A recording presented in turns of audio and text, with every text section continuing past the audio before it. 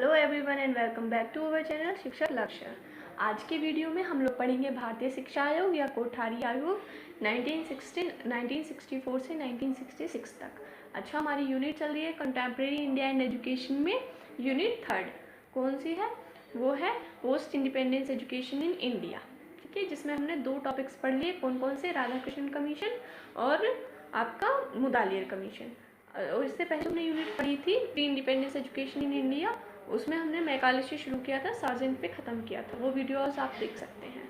तो आइए हम इसे शुरू करते हैं। तो ये भारतीय शिक्षा आयोग या कोठारी आयोग जो कि 2 साल तक चला, 1964 में बना, 1966 में इसका रिपोर्ट दी इसने। लेकिन सही मायनों में देखें तो 4 साल तक चला, क्योंकि 1968 में राष्ट्रीय शिक्षा नीति के रूप में ये लागू किया गया था। ठीक है, पढ़ते हैं इसके बारे में क्या क्या है। तो यहाँ पर एक हम देख लेते हैं इसका सामान्य परिचय या इसकी पृष्ठभूमि, कैसे बनकर आया ये आयोग। तो ये आयोग जो बनाया गया था वो एजुकेशन के सारे पहलुओं पर विचार करने के लिए बनाया गया था। जैसे इससे पहले जो कमीशन आए हैं, जैसे राधाकृष्णन कमीशन या मुदालियर कमीशन, ये सिर्फ एक पहलू को दिखा देते हैं। मतलब जैसे राधाकृष्णन कमीशन था वो सिर्फ उच्च शिक्षा के लिए था, मुदालियर कमीशन था सिर्फ माध्यमिक शिक्षा के लिए था। ये सभी तरह की एजुकेशन के लिए बनाया गया आयोग। कौन सा? कोठारी आयोग। कब बनाया गया था? 14 जुलाई 1964 को। ठीक है, 14 जुलाई 1964। 14 जुलाई 1964 में से बनाया गया। कौन इसके अध्यक्ष बने? इसके अध्यक्ष बने कोठारी सर, दौलत सिंह कोठारी या DS कोठारी नाम से हमने जानते हैं। और सचिव कौन बने? सचिव थे JP नायक सर। ठीक है, कौन कौन है? अध्यक्ष दौलत सिंह कोठारी हैं, सचिव JP नायक हैं। कोठारी सर किस टाइम पे पोस्ट किया थी? UGC के अध्यक्ष थे। अच्छा, UGC से अब याद आ गया होगा आपको, हमने राधाकृष्णन आयोग में पढ़ा था कि उन्होंने क्या सुझाव दिया। UGC मतलब यूनियन ग्रांट कमेटी को यूनियन ग्रांट कमीशन में बदलने की सलाह दी। तो अभी UGC यूनियन ग्रांट कमीशन के अध्यक्ष थे। बने कब थे? 1961 में, और 10 साल तक इस पद पर रहे थे। आयोग में सदस्य कितने थे? ये मैंने लिखा नहीं, मैं आपको बता देती हूँ। आयोग में 17 सदस्य थे, जिसमें से 6 सदस्य कौन से थे? 6 सदस्य थे आपके विदेशी, और बाकी के जो 11 थे ये थे भारतीय। ठीक है, आयोग को शिक्षा के सभी पहलुओं पर विचार देना था। सभी तरह की शिक्षा के बारे में अपने विचार देने थे। ठीक है, आयोग का कार्य पूर्ण करने के लिए, अच्छा, आयोग ने इसने बहुत ज़्यादा रिसर्च करी थी। देखिए, 12 तो बनाए इसने मुख्य दल, 12 मुख्य दल, 7 सहायक दल। अच्छा, अब इन कार्यदलों ने कितना काम करा? लगभग 100 दिन तक ये देश के विभिन्न राज्यों में घूमते रहे। वहाँ पर इन्होंने क्या किया? इंटरव्यू लिए एजुकेशन से जुड़े लोगों के। ठीक है, और इन्होंने एक काम और किया कि इन्होंने क्वेश्चंस लिख कर भेजे थे सबको, और राय मांगी थी, तो लोगों ने अपनी राय दी। तो 2400 से अधिक लोगों की राय या उत्तर आए, जिनका इन्होंने विश्लेषण किया सभी उत्तरों का। 9000 लोगों के साथ इंटरव्यू किया, और जब इतना सारा एनालाइज किया इन्होंने एजुकेशन पर, तब इन्होंने रिपोर्ट दी अपनी। कितने पेजों की? एक बड़ी रिपोर्ट, 673 पेजेस की रिपोर्ट दी। कब दी? 20 जून 1966 को। ठीक है, आयोग की टैगलाइन याद रखने वाली बात है, जरूर याद रखना आप इसको। भारत का भविष्य कक्षाओं से आने वाला है, ये थी इस आयोग की टैगलाइन। ओके, भारत का भविष्य कक्षाओं से आने वाला है। भी इस आयोग ने क्या कहा था कि जो एजुकेशन है उसको उत्पादकता से जोड़ना इनका मेन उद्देश्य था। ठीक है, आयोग के सुझाव देखते हैं हम। तो कोई भी आयोग होता है वो शिक्षा के उद्देश्य जरूर बताता है। तो इन्होंने शिक्षा के जो उद्देश्य बताए उन्हें हम पंचमुखी कार्यक्रम कहते हैं। 5 उद्देश्य बताए थे इन्होंने शिक्षा के, तो पंचमुखी उद्देश्य। पहला क्या था? शिक्षा को उत्पादकता से जोड़ना, याद रखेगा इसको, शिक्षा को उत्पादकता से जोड़ना। इनके सभी सुझावों में आपको इस चीज़ की झलक देखने को मिलेगी, मतलब बताएंगे आपको आगे। शिक्षा द्वारा लोकतांत्रिक मूल्यों की रक्षा करना। ठीक है, लोगों में देश प्रेम की भावना होनी चाहिए। ठीक है, अपने देश की रक्षा करनी चाहिए, लोकतंत्र के मूल्यों की रक्षा करनी चाहिए, सामाजिक एकता होनी चाहिए, मतलब भारतीयता होनी चाहिए लोगों में। सर्वांगीण विकास मतलब बच्चे का नैतिक, सामाजिक, आध्यात्मिक, शारीरिक, मानसिक सभी तरह का विकास होना चाहिए एजुकेशन द्वारा। आधुनिकीकरण की प्रक्रिया को बल दिया इन्होंने। आधुनिकीकरण मतलब मॉडर्नाइजेशन, मॉडर्नाइजेशन को इन्होंने बल दिया कि नई नई टेक्निक आनी चाहिए हमारे देश में और हमारा देश सभी तरह की टेक्नोलॉजी से लेस होना चाहिए। नेक्स्ट देखते हैं शिक्षा का संगठन तथा पाठ्यक्रम। अभी ये थोड़ा अलग सा है, आप देखिएगा इसको। अच्छे हैं विचार तो काफ़ी। देखिए 3 वर्ष की तो इन्होंने कही है पूर्व प्राथमिक शिक्षा। पूर्व प्राथमिक शिक्षा मतलब प्राथमिक शिक्षा प्राइमरी एजुकेशन, पूर्व प्राथमिक शिक्षा प्री प्राइमरी एजुकेशन। तो जैसे अभी करते हैं ना हम लोग नर्सरी, केजी, एलकेजी वगैरह ये सब, तो वो पूर्व प्राथमिक शिक्षा होती है। प्राथमिक शिक्षा कहाँ से शुरू होती है? 1 से। अच्छा हमारे यहाँ क्या होता है, 1 से लेके 5 तक की जो कक्षा होती है उसको कहा जाता है प्राथमिक शिक्षा। लेकिन इन्होंने कहा कि एक तो भी पहली कंडीशन ये है कि बच्चे की आयु 6 वर्ष हो जानी चाहिए उस टाइम तक जिस टाइम वो फर्स्ट क्लास में एडमिशन लेगा।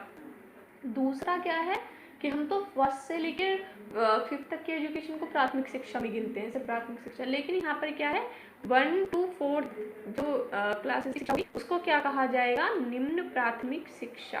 कौन सी शिक्षा? निम्न प्राथमिक शिक्षा। ठीक है, तो उच्च प्राथमिक शिक्षा भी होनी चाहिए कोई। तो उच्च प्राथमिक शिक्षा कहाँ से कहाँ तक रहेगी?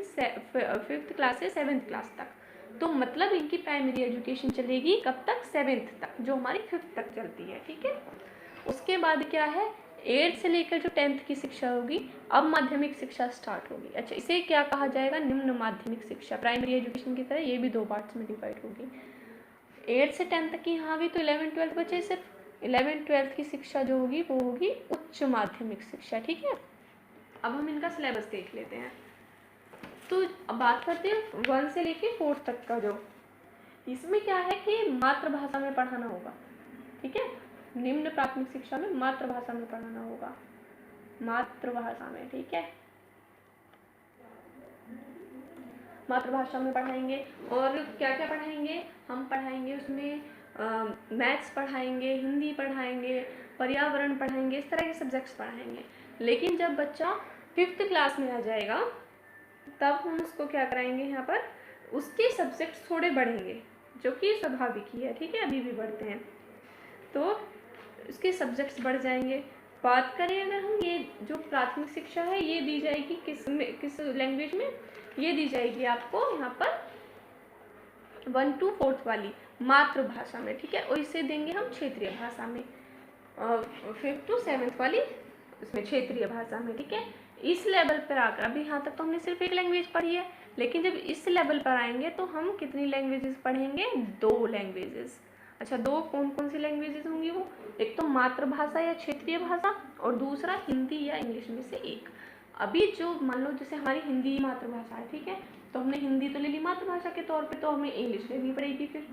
तो यहाँ पे 2 भाषाएं ये पढ़ाई जाएंगी। कक्षा 8 से 10 तक की शिक्षा निम्न माध्यमिक शिक्षा होगी। अच्छा अभी मैं यहाँ पे एक बात और क्लियर करूँ, 5th 7th वाले में मान लो तमिलनाडु में हम, तो वहाँ पे तो हमारी भाषा हिंदी है नहीं, तो एक क्या करेंगे, वो एक अपनी लैंग्वेज लेंगे तमिल। दूसरा क्या करेंगे, अपना जो उनकी मातृभाषा है उसके अलावा उन्हें हिंदी या इंग्लिश में से एक चूज़ करनी पड़ेगी। ठीक है, या तो वो हिंदी लेंगे या इंग्लिश लेंगे। अब यहाँ पर 8 से जो 10th तक की शिक्षा माध्यमिक शिक्षा है, यहाँ पर शुरू हो जाएगा त्रिभाषा सूत्र। त्रिभाषा सूत्र का मतलब होता है 3 भाषाओं का अध्ययन। तो त्रिभाषा सूत्र शामिल होगा, कौन कौन सी भाषाएं रहेंगी उसमें? हिंदी भाषी क्षेत्रों के लिए, मतलब जहाँ पर हिंदी बोली जाती है वो लोग क्या लेंगे, वो लोग मातृभाषा के तौर पे हिंदी लेंगे अपनी। ठीक है, दूसरा एक इंग्लिश लेंगे वो। ठीक है, और एक उनको लेनी पड़ेगी कोई भी और मॉडर्न इंडियन लैंग्वेज। ठीक है, और ऐसे क्षेत्र जहाँ पर हिंदी नहीं बोली जाती है वो अपनी मातृभाषा लेंगे जो भी उनके यहाँ बोली जाती है। ठीक है, हिंदी लेंगे और इंग्लिश लेंगे। उसके अलावा बात करें 11th और 12th की, तो 11th और 12th में हमें पढ़नी होंगी 2 भाषाएं और कोई 3 विषय। तो इस तरह से 5 सब्जेक्ट होंगे यहाँ पर। ठीक है, 5 सब्जेक्ट होंगे जिनमें से 2 भाषाएं होंगी। प्रथम डिग्री शिक्षा जो होगी वो 3 वर्ष की होगी, मतलब ग्रेजुएशन 3 साल की होगी। उसके बाद जो पीजी कर रहे हैं उसको हम 2 साल रख सकते हैं चाहें तो, वरना वो भी 3 साल की होगी। ओके, नेक्स्ट आते हैं शिक्षण प्रशिक्षण में सुझाव, जो हमारा चल रही है टीचर ट्रेनिंग। ठीक है, शिक्षक प्रशिक्षण में पृथकता का अंत, इस बात से क्या मतलब है? तो पृथकता कैसी? पृथकता यहाँ पे देखिए आप ध्यान से, पृथकता से मतलब है एक तो पृथकता विश्वविद्यालयों से जो इनका जो पृथकता है इन ट्रेनिंग सेंटर्स की, अलग से पढ़ाते हैं ना उसे हम, तो इन्होंने क्या कहा कि जो लोग बीए और एमए कर रहे हैं एजुकेशन उनको पढ़ाई जाएगी एक सब्जेक्ट के रूप में, ठीक है। इस तरह से विश्वविद्यालयों से पृथकता का अंत। दूसरा क्या, जो प्राइमरी पढ़ा रहे हैं और माध्यमिक, प्राइमरी और माध्यमिक की जो इंस्टीट्यूशन करा रहे हैं ट्रेनिंग, उनमें जो अंतर है तो उनका अंतर मिटाकर उनको क्या कहा जाएगा अब से, ट्रेनिंग कॉलेजेस। ट्रेनिंग कॉलेजेस, प्रशिक्षण का स्टेट बोर्ड, हर राज्य में एक प्रशिक्षण का स्टेट बोर्ड होगा, ठीक है। वो स्टेट बोर्ड निगरानी रखेगा, मतलब देखरेख करेगा प्रशिक्षण की, कि शिक्षक प्रशिक्षण अच्छे से हो। संस्थाओं की गुणात्मक उन्नति, तो संस्था की गुणात्मक उन्नति से मतलब सभी तरह की फैसिलिटीज से लेस होनी चाहिए आपकी संस्था जिसमें आप एजुकेशन दे रहे हैं, उनके मतलब ट्रेनिंग दे रहे हैं। योग्य प्रशिक्षण दाताओं की नियुक्ति, योग्य प्रशिक्षण दाता कितने योग्य, तो वो योग्य होने चाहिए कि उनके पास 2 तो होनी चाहिए पीजी, ठीक है, और 1 होनी चाहिए एजुकेशन की डिग्री। कुछ जो होंगे वो होने चाहिए पीएचडी, कुछ टीचर्स यहाँ पे पीएचडी भी होने चाहिए, ओके। तो यहाँ पर ये अच्छा हुआ कि इन्होंने क्वालिफिकेशंस निर्धारित कर दी। नेक्स्ट सुझाव देखते हैं। अच्छा, इन सभी सुझावों से बहुत ही ज़्यादा इंपॉर्टेंट सुझाव हैं जो लास्ट में दिए गए हैं अन्य सुझावों के रूप में सभी वीडियोस में, आप उनको बहुत ध्यान से देखिएगा, क्वेश्चंस वहाँ से बहुत बनते हैं। तो शिक्षकों के बारे में क्या सुझाव दिए गए, ये क्या था, ये था शिक्षक प्रशिक्षण संबंधी सुझाव जो हमने अभी देखे। ये मतलब जो टीचर्स की ट्रेनिंग ले रहे हैं, लेकिन जो लोग टीचर्स बन चुके हैं उनके बारे में क्या सुधार है। अब तो 5 वर्ष में कम से कम एक बार भारत भ्रमण का अवसर दिया जाए, कितनी अच्छी बात है, घूमने के लिए देना। अच्छा, अब ये भारत भ्रमण का अवसर है कैसा, तो ये ट्रेन में जो भाड़ा लगेगा उनका वो उसमें कटौती दी जाएगी, ठीक है, कटौती इनकी सैलरी के अकॉर्डिंग। अध्यापकों को राजनीति में भाग लेने की छूट होनी चाहिए।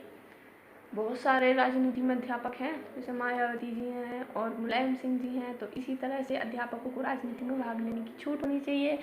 तो निर्वाचन आयोग जो है उन पर कोई बंदिश नहीं लगाएगा कि आप राजनीति में भाग नहीं ले सकते, अध्यापकों को राजनीति में भाग लेने की छूट है। शिक्षकों के आवास का प्रबंध किया जाना चाहिए। क्यों किया जाना चाहिए भाई, शिक्षकों को अगर आपने दूर दूर कहीं भेज दिया है गाँवों में, तो वो कहाँ रहेंगे, तो या तो उनको भत्ता दीजिए या उनको आवास दीजिए। और सरकार की कुछ योजनाएं थीं जो इस संबंध में कार्य कर रही थी, तो उनको प्रोत्साहन दिया इन्होंने कि शिक्षकों को घर मिलने चाहिए। वेतनमान में सुधार, उनकी सैलरी इंक्रीज होनी चाहिए, सेवा शर्तें अच्छी होनी चाहिए, पेंशन वगैरह उनको दी जानी चाहिए ताकि लोगों को फ़ायदा लगे और वो लोग इस प्रोफेशन में अट्रैक्ट हो सकें। स्त्री शिक्षा के संबंध में सुझाव, तो इन्होंने यहाँ पर स्त्री शिक्षा के संदर्भ में इन्होंने वही उत्पादकता से ज़्यादा जोड़ने की बात करी है, उद्योग को ही शिक्षा ज़्यादा देने की बात करी है, लेकिन बहुत अच्छी बात रही कि इन्होंने समानता ला दी, मतलब अब लड़कियों को भी छूट है अपने सब्जेक्ट्स को चुनने की। तो स्त्री शिक्षा में समानता, समानता की बात आई है, तो असमानता थी, मतलब इससे पहले असमानता कैसी थी, असमानता ऐसे थी कि लड़के तो ज़्यादा नंबर में एजुकेशन ले रहे थे, लड़कियां कम नंबर में एजुकेशन, मार्क्स नहीं नंबर, मतलब उन लड़कियों की संख्या कम थी लड़कों से, तो उसमें समानता होनी चाहिए। दूसरा क्या, उनके सब्जेक्ट्स लेने की छूट नहीं है लड़कियों को, तो वो छूट मिल जानी चाहिए उनको। पहले ये रूल नहीं था कि 18 साल के बाद लड़कियों की शादी होगी, पहले 14 साल का रूल था। तो 14 साल के बाद जिन लड़कियों की शादी हो गई है उनको उद्योग धंधे की शिक्षा देंगे ताकि वो उत्पादकता से जुड़ सकें, उत्पादन कर सकें, कमा सकें कुछ। उसके लिए क्या किया जाएगा कि अंशकालिक या पूर्णकालिक कार्यक्रम चलाए जाएंगे, मतलब या तो पार्ट टाइम या फुल टाइम, जैसा भी उनको टाइम मिलेगा उस हिसाब से पाठ्यक्रम की व्यवस्था की जाएगी। अभी नर्सिंग अध्यापकी और समाज को लड़कियों के समाज सेवा को लड़कियों लिखा है, लड़कियों के लिए आरक्षित कर दिया जाएगा। इस प्रकार उच्च शिक्षा में लड़कियों की मांग बढ़ सकेगी। इसका मतलब क्या है, इन्होंने नर्सिंग को, अध्यापकी को और समाज सेवा, ये 3 पोस्ट रिजर्व कर दी लड़कियों के लिए, ठीक है। अब क्या होगा कि नर्सिंग का कोर्स करेंगी लड़कियाँ तो उच्च शिक्षा में मांग बढ़ेगी, अध्यापकी के लिए बीए करेंगी तो मांग बढ़ेगी उच्च शिक्षा की, क्योंकि उच्च शिक्षा उस टाइम पे लड़कियां बहुत कम ले रही थी, इसलिए बहुत बेनिफिशियल था ये स्टेप। फिर इन्होंने कहा कि लड़कियों के लिए पुस्तक, वस्त्र, लेखन सामग्री और आने जाने की मुफ्त सुविधा देनी चाहिए। तो कितनी लड़कियां हैं उस टाइम पर जो रह जाती थी इसी वजह से कि उनके पास पुस्तक नहीं थी, वस्त्र नहीं थे, लेखन सामग्री नहीं थी और आने जाने की प्रॉब्लम थी। तो वो दूर करने के लिए इन्होंने कहा कि इन्हें आने जाने की मुफ्त व्यवस्था दे दो, पढ़ाई की पूरी व्यवस्था करो इनकी अच्छे से। अब उद्योग धंधे की शिक्षा को विशेष प्रोत्साहन, ये तो इन्होंने बोल ही दिया। इन्होंने क्या कहा कि अगर लड़की साहित्यिक शिक्षा लेना चाह रही है तो दीजिए, नहीं तो हर लड़की को आप क्या कीजिए कि उद्योग की शिक्षा देना शुरू कर दीजिए पहले से ही। जब उसकी शादी हो जाएगी उसके बाद जब उसको टाइम मिलने लगेगा तब वो अपने उस उद्योग को शुरू कर सकती है और उसको नौकरी दी जाएगी। उच्च शिक्षा के संदर्भ में क्या सुझाव थे हायर एजुकेशन के बारे में? तो भाई आप इन्हें ज़्यादा याद नहीं रख पाएंगे तो कोई बात नहीं, लेकिन लास्ट वाले जो सुझाव हैं उनको आप बहुत ज़्यादा याद रखिएगा। वैसे डिस्क्रिप्टिव लिखना है उनको तो याद रख ही लीजिएगा इन्हें भी। वरिष्ठ विश्वविद्यालयों की स्थापना, विश्वविद्यालय 6 वरिष्ठ विद्यालयों की स्थापना की बात करेंगे। अब इनका काम क्या था? इन विश्वविद्यालयों का काम था कि ये जो है आप जो कॉलेजेस या यूनिवर्सिटीज़ हैं उनमें टीचर्स को हायर करें, योग्य स्टूडेंट्स को चुने। ये इनका काम रहेगा, मेंटेन करके रखें बिल्कुल लेवल को अच्छे से इंटरनेशनल लेवल पर। स्वतंत्र अध्ययन को प्रोत्साहन और औपचारिक शिक्षण कार्य को कम कर दिया जाए। इन दोनों को मर्ज करके देखते हैं। देखो, जो औपचारिक शिक्षण मतलब जो लेक्चर्स होते हैं उनको कम कर दिया जाएगा, तो बच्चों के पास टाइम बचेगा तो वो स्वतंत्र अध्ययन करेंगे, लाइब्रेरी में बैठ के पढ़ेंगे या प्रैक्टिकल्स करेंगे। ठीक है, अब क्या कहा कि ना ये शिक्षण कम हो जाएगा, लेकिन जो एक लेक्चर रहेगा वो 60 मिनट से कम का नहीं होना चाहिए, जिसमें कि 10 मिनट जो है आपको 10 मिनट मिलेंगे डिस्कस करने के लिए, क्वेश्चन आंसरिंग के लिए मिलेंगे स्टूडेंट्स को 10 मिनट, वो अपने डाउट्स पूछ सकते हैं।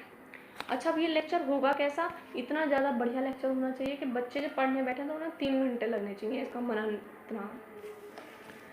प्रत्येक वर्ष परीक्षाएं हों किंतु बाह्य परीक्षाओं में नहीं जोड़ा जाएगा और परीक्षाओं में केवल अंतिम परीक्षाएं होंगी।